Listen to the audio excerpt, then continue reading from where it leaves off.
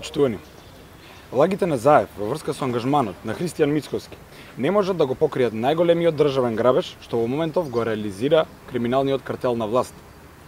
Председателот на ВМРО-ДПМН е еден од најкомпетентните експерти во областа на енергетиката и благодарение на неговиот ангажман постигнати се огромни резултати на ова поле, а граѓаните секојдневно не стравуваат од нови поскапувања. Сега ситуацијата е поинаква. Криминалци го советуваат Заев, а тој ги плаќа со пари на граѓаните.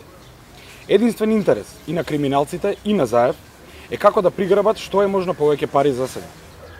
СДСМ мора да одговори дали и колку од грчките милиони исплатени за Кочо Андјушев завршија во џебовите кај Заеви, а колку кај него.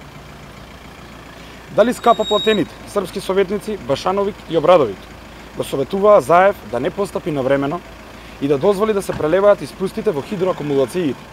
Колкава е штетата од ваквата неодговорност? Дали скапа платените српски советници намерно предизвикаа штета и колку пари од ова несовесно работење на новото раководство на Елем завршија во џебовите на Заеви? Дали Башановик и Обрадовик го советуваа Заев да ја ангажира фирмата СВ Инвест во Рек Битола, нејзините налепници да ги стави на камионите на Вице и да го прошири фамилиарниот бизнис? Колку пари имаат Ќар Зоран и Вице Заеви од ангажманот на струмичките камиони во Рек Битола?